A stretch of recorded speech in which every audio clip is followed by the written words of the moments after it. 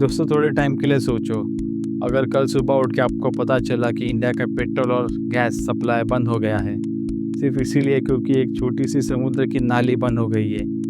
ये डरावनी बात है, लेकिन बिल्कुल पॉसिबल है। और आज ये खतरा इंडिया के सामने खड़ा है, हॉर्मुज की खाड़ी, जहाँ से दुनिया का 20% तेल गुजरता है। आज जियोपॉलिटिकल टेंशन की वजह से एक टाइम बम बन चुका है, लेकिन इंडिया चुप नहीं बैठा। इंडिया ने ऐसा मास्टर स्ट्रोक सोचा है जो दुनिया का एनर्जी मैप को पूरी तरह से बदल सकता है। एक ऐसी पाइपलाइन जो समुद्र के नीचे से गुजरती है, 2000 किलोमीटर लंबी, सीधा ओमान से गुजरात तक। यह है middle east India deep water pipeline, यानी MEIDP। आज हम इस मेगा प्रोजेक्ट की पूरी कहानी जानेंगे। तो चलो शुरू करते हैं। पहले समझते हैं कि प्रॉब्लम क्या है। इंडिया अपने क्रूड ऑयल की ज़रूरत का लगभग 90% इंपोर्ट करता है। ये एक बहुत बड़ी और सेंसिटिव डिपेंडेंसी है, और इन इंपोर्ट का एक बड़ा हिस्सा गल्फ रीजन से आता है। ओमान, UAE, सऊदी अरेबिया, कतार, ये सब शिप्स द्वारा हॉर्मुज स्ट्रेट से होके आता है। इंडिया का लगभग 65% LNG यानी लिक्विफाइड नेचुरल गैस और 80 to 95% LPG भी हॉर्मुज के रास्ते से आता है। ये एक बहुत ही क्रिटिकल चौक पॉइंट है। 2026 में US और ईरान के बीच टेंशन की वजह से हॉर्मुज पर खतरा बढ़ गया। इसका रिजल्ट क्रूड ऑयल प्राइसेस $105 पर बैरल तक पहुंच गए। इंडिया का फॉरेन एक्सचेंज बहुत तेज़ी से खरीदने लगा। इंडिया को एक नया रास्ता चाहिए था, और वो रास्ता है समुद्र के नीचे से। MEIDP का पूरा नाम है middle east India deep water pipeline. ये प्रोजेक्ट पहले सेज यानी साउथ एशिया गैस एंटरप्राइज नाम की एक प्राइवेट कंपनी ने प्रपोज किया था। ये एक दिल्ली बेस्ड कंसोर्टियम है। ये पाइपलाइन ओमान के कोस्ट से शुरू होकर अरबियन सी के नीचे से गुजरती हुई सीधी गुजरात के कोस्ट पर आके ख़त्म होगी। टोटल डिस्टेंस होगा लगभग 2000 किलोमीटर। और सबसे खतरनाक और चैलेंजिंग बात, इस पाइपलाइन की डेप्थ होगी 3450 मीटर्स समुद्र के नीचे। ये दुनिया की सबसे गहरी अंडर सी गैस पाइपलाइन में से एक होगी। इस पाइपलाइन की कैपेसिटी होगी 31 million metric standard cubic metre per day, यानी 31 MMSCMD गैस। ये इंडिया की गैस सप्लाई में एक बहुत बड़ा योगदान होगा, और इसका खर्चा लगभग 40,000 करोड़ रुपए यानी करीब $4.8 बिलियन। ये एक मेगा इंफ्रास्ट्रक्चर प्रोजेक्ट है। पाइपलाइन का कोर्स केयरफुली डिज़ाइन किया गया है ताकि वो हॉर्मुज स्ट्रेट को कम्प्लीटली बाईपास करे। मतलब ये पाइपलाइन ओमान और UAE के ज़रिए अरबियन सी से गुजरती है, बिना किसी सेंसिटिव मिलिट्री जोन से गए। चीज़ सेज पहले से ही टेस्ट कर चुका है। उन्होंने लगभग 3000 मीटर का टेस्ट पाइपलाइन समुद्र में डाला है ताकि सी बेड कंडीशन स्टडी किया जा सके। इसका खर्चा था ₹25 करोड़। अब बात करते हैं इस प्रोजेक्ट को बनाने वालों की। इंडिया का पेट्रोलियम मिनिस्टर ने एक डायरेक्टिव दिया है कि 3 बड़ी सरकारी PSU यानी गेल, इंजीनियर्स इंडिया लिमिटेड और इंडियन लैंड कॉरपोरेशन मिलके इसका डिटेल फ्लेक्सिबिलिटी रिपोर्ट तैयार करें। यानी गेल यानी gas authority of India limited, ये इंडिया की सबसे बड़ी नेशनल गैस कंपनी है। ये पाइपलाइन का ऑपरेशन और ट्रांसपोर्टेशन हैंडल करेगी।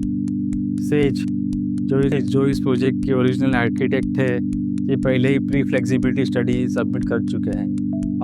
अब गवर्नमेंट उस स्टडी को बेस बना के आगे बढ़ रही है।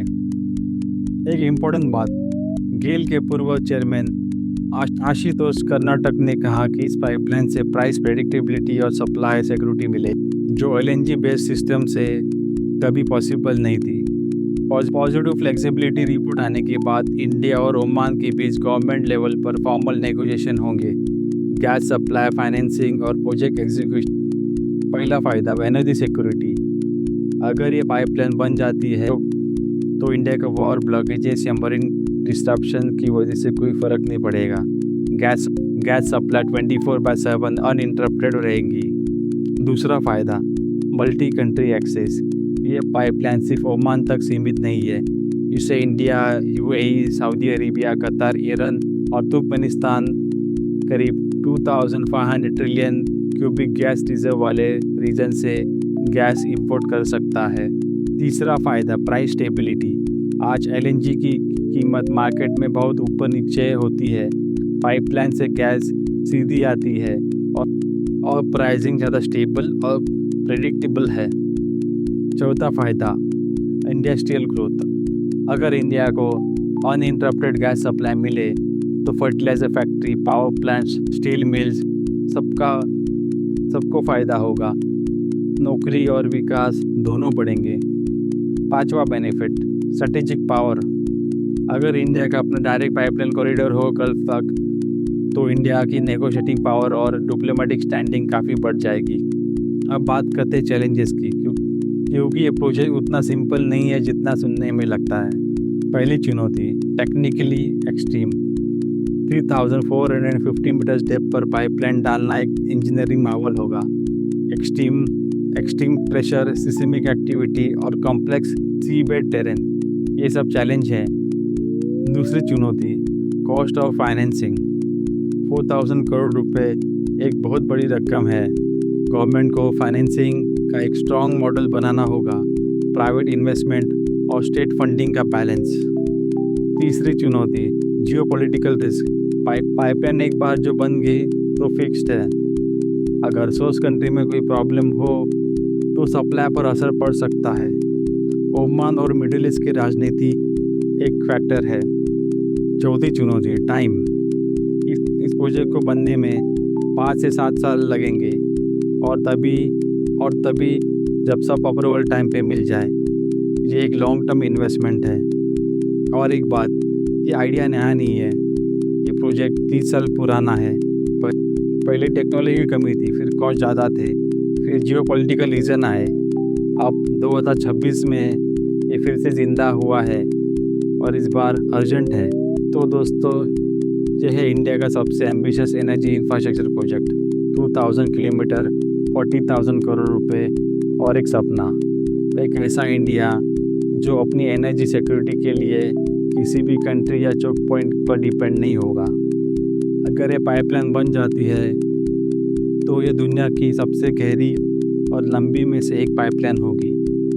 ये इंडिया की एनर्जी शक्ति का सबसे बड़ा प्रतीक होगा। लेकिन अभी बहुत काम बाकी है। Flexibility report, government approval, international negotiation और फिर 5 से 7 साल की कंस्ट्रक्शन। ये एक लंबी जर्नी है, लेकिन सही डायरेक्शन में उठाया गया एक सही कदम है। आपको क्या लगता है, क्या इंडिया को ये परस्यू करना चाहिए? क्या ये सफल होगा? कमेंट सेक्शन में अपनी राय ज़रूर शेयर करें।